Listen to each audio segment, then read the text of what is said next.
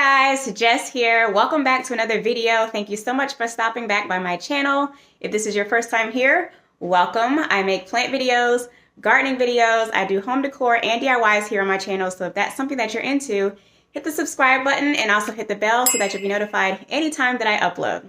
So today I'm actually in Richmond, Virginia. I'm at my sister's house. She's asked me to come up for the weekend to help her make over her kitchen here. I'm going to be helping her do her DIY backsplash today. So if you're interested in seeing our process, then just keep on watching.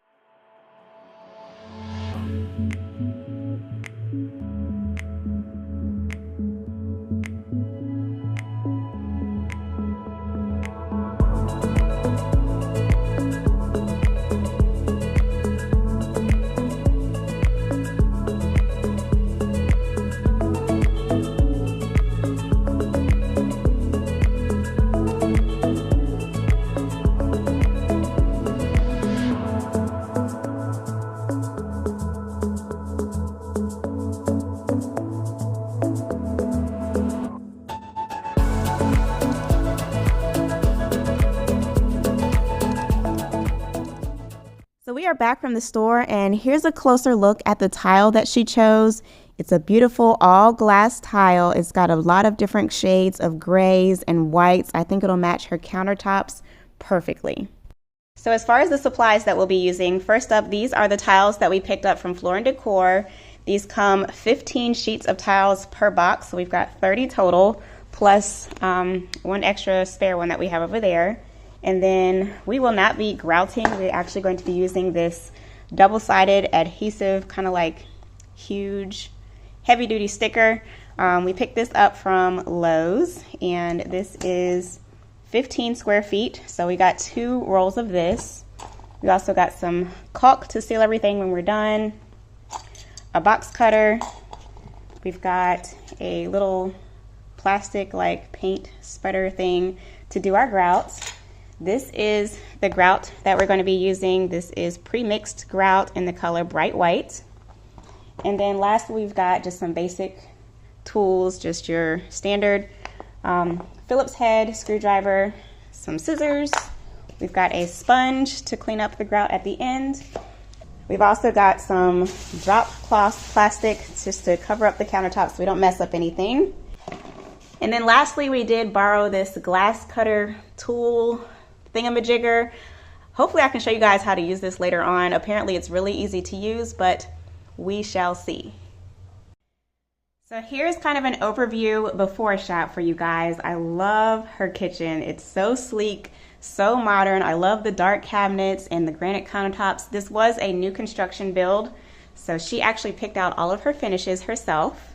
And here's a close-up of what the countertop looks like. It is granite. So the tile that we picked out, I think, goes perfectly. The first thing we're going to do is remove all of the little outlet covers. We have already moved the oven out so that we can get back behind there. So I'm going to go ahead and set up the camera and get to work.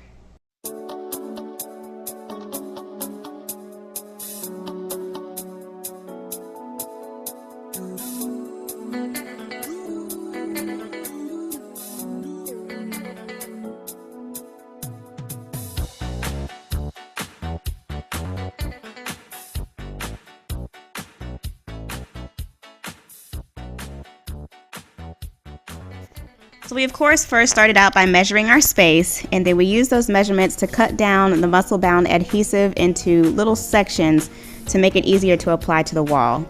And I'm just using this little paint spreader to help smooth out any air bubbles to make sure that the adhesive is laying flat to the wall.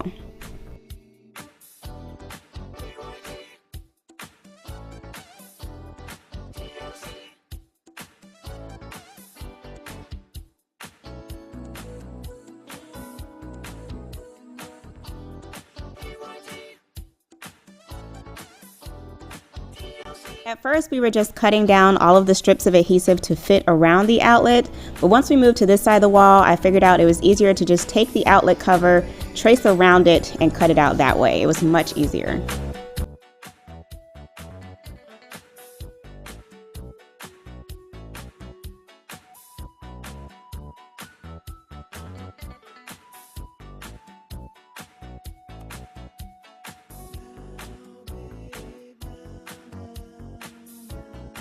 Then once we moved to this last wall, we decided instead of cutting it into little sections, we just roll out the entire strip that we needed along the wall and then apply it slowly in sections and also cut out the outlets as we went along. I made sure to align the bottom strip first before smoothing it in. You definitely want to make sure that your bottom is aligned correctly because the top part you won't really see from the naked eye. I cut out the outlets and then smoothed the rest up against the wall. And yes, y'all, getting into this corner, the struggle was real, but I made it work.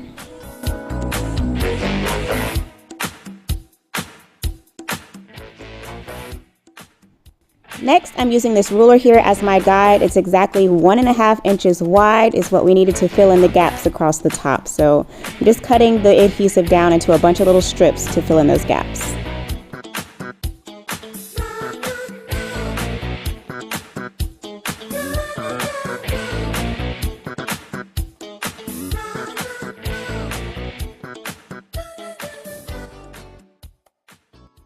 Okay, y'all, so we finally finished putting up all of the adhesive. This is where we started, so it's a little bit janky. We kind of didn't know what to do on this side. We were trying to figure out how to piece around the outlets, and then by the time we got to this side, it went a whole lot smoother. We just figured out it's so much easier to stick the adhesive up and then go back in and cut a square where the outlet is. So that part is done. I did just attempt to cut the first piece of tile with the tile cutter machine thing that we have, and our tiles are too thin to use, so we went to Home Depot and this is what the lady recommended that we use. It's a tile nipper, and she said basically all you do is put the tile between this and squeeze and it should snap. So we are going to see how this works. Wish us luck.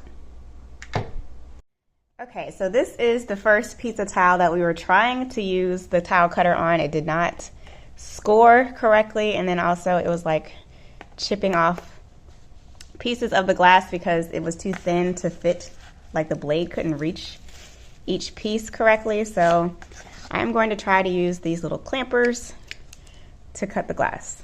Let's see how this goes. So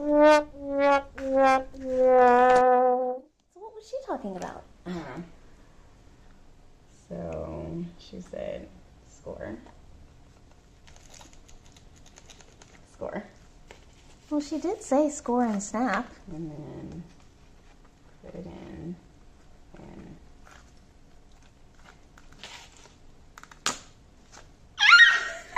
And she didn't throw your head back that time. okay, y'all, so clearly this little tile pincher thing did not work, so toss that to the side. We're returning that.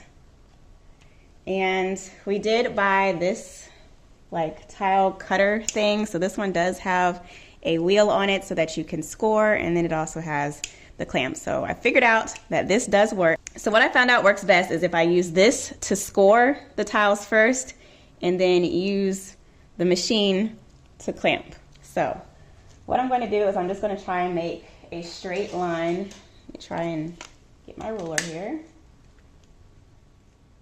And I'm just going to cut off all of these little pieces. So I'm going to use this to score them.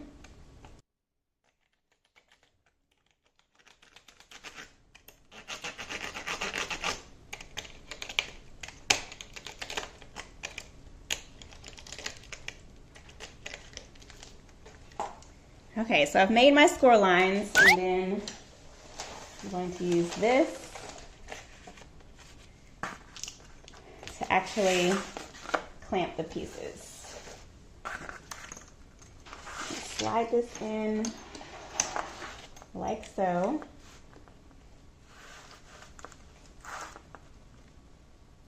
And make sure it's lined up correctly.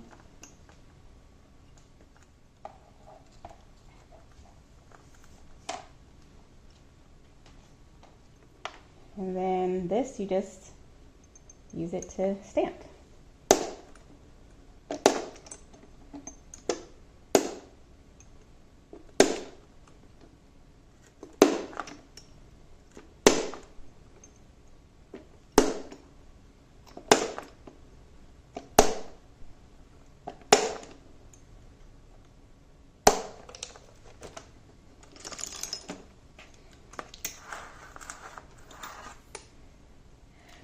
And I'm going to flip it over and just use my X-Acto knife to cut off the mesh.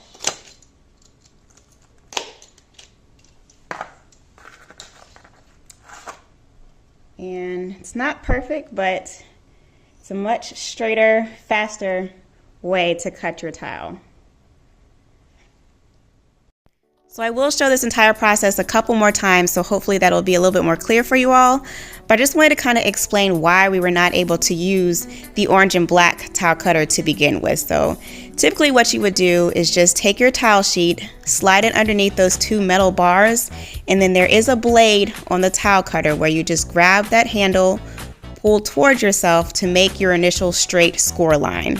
And then you'll lift the handle and then go back and stamp each little tile piece to break them to make your cuts. But the reason we were not able to use this was because our tile sheet was actually too thin so that the blade was not reaching the tiles to make that initial score line. I even tried improvising by trying to make our tiles a little bit thicker. I slid a piece of cardboard underneath the tile sheet in hopes that it would raise it up to reach the blade, but that didn't work either. So unfortunately, hand scoring and then using the tile machine to stamp and break them was the easiest way for us to cut our tile sheets. But normally, it's a really easy process to use this machine.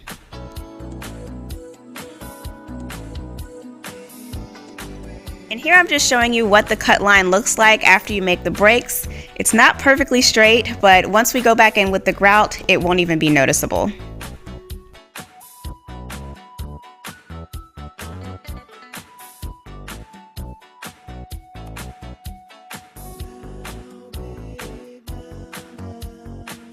And here's just a quick look at what the tile should look like after you make the score line.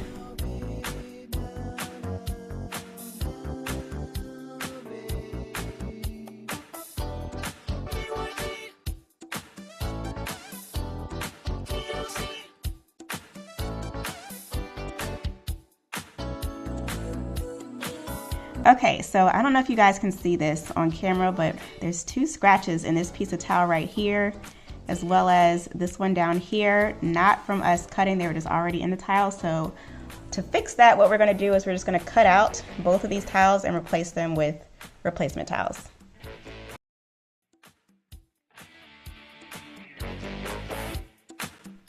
And now we're finally ready to install the tiles. So I'm just going in and peeling off the protective covering off of the adhesive strips. And then I am going to start in this corner first. We actually have two corners, so I did have to cut 4 straight edges. I figured that would be easiest. I'm just making sure that I'm lining that up perfectly across the bottom and then smoothing my way upward.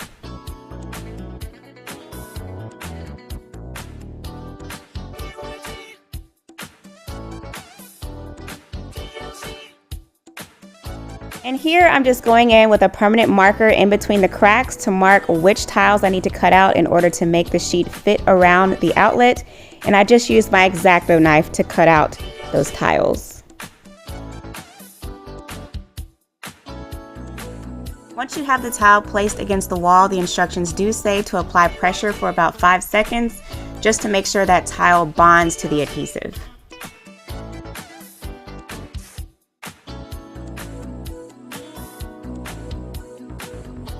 One thing that you definitely want to pay attention to is to make sure when you're applying the tile to the wall that you have a straight line going across the bottom first and then smooth your way upward, because once you get to the top, those tiles won't be seen as visibly to the naked eye. So just make sure you're lining up from the bottom upward. And then also another tip I wanted to give is when it comes to figuring out where to cut around the outlet, leave your protective covering on so that you're not sticking the tile completely to the wall and then having to pull it back off. It's a lot easier.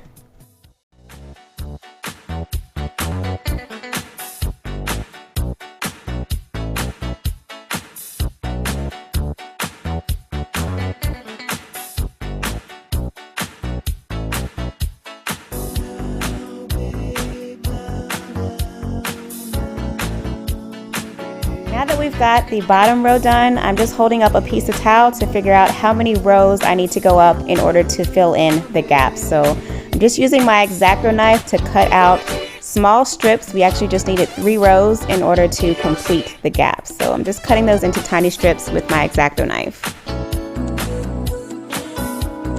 For the top strip, I'm using the same method. So I am using the hand tooler to score and then hand break the tiles to make a straight edge for the 2 corners. And then we just use scrap pieces to fill in any gaps around any outlets or edges that we missed.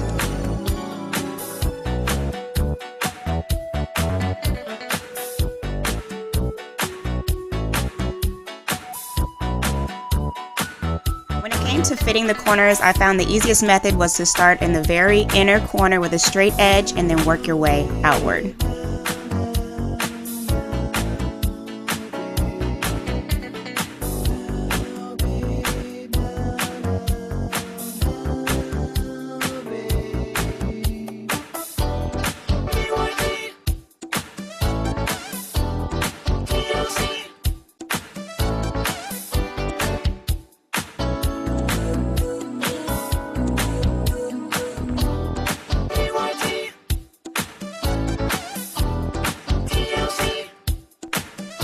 Lastly, here I'm just showing you how we use the scrap pieces that we cut to finish off the edges. And I'm just going in and mixing colors. I'm not doing this in any type of pattern. I'm just mixing the colors as I see fit.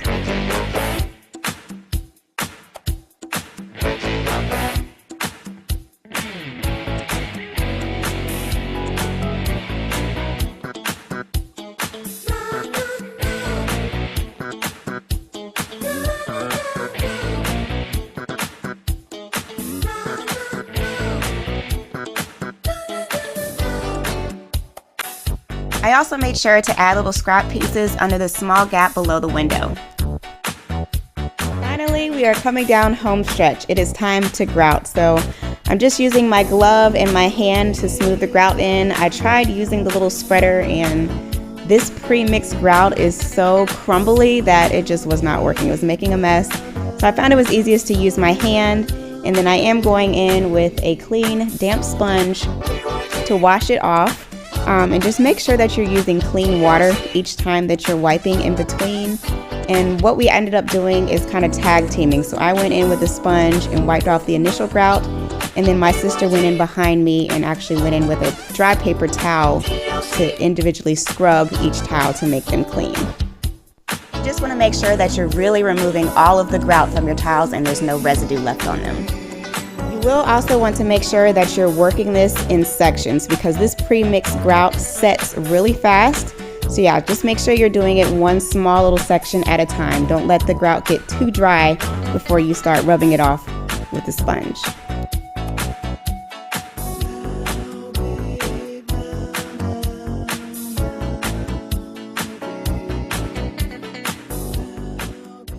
So we've got this side completed. Grout is done, and still got this side to go. I actually like how it looks without the grout. I think it looks more 3D without it, but gotta have grout. Here's a close-up shot so you guys can see what I meant by once we applied the grout, it disguised any of those jagged tile cuts that we made.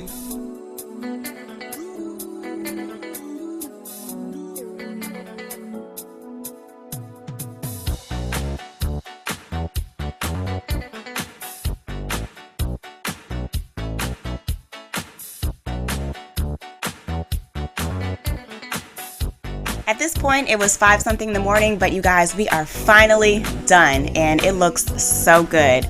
So we did decide to also change out her outlet covers to these that we picked up from Home Depot. I think they look much more sleek, and we do still need to also go in and put a bead of caulk along the bottom as well as around the edges once everything dries. But wow, you guys, what a transformation. So I hope you guys enjoyed seeing our process of how we installed this backsplash from beginning to end. I hope that it was helpful. If you have any questions, please leave those in the comments below. I hope that you liked this video. If you did, give it a big thumbs up so that YouTube knows that you liked the video. Subscribe to my channel for more, and as always, thank you guys so much for watching. I'll catch you in my next video. Peace.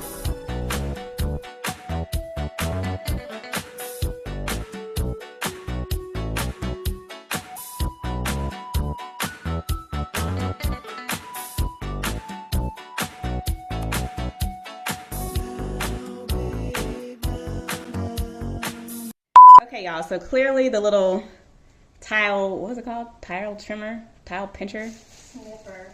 Oh.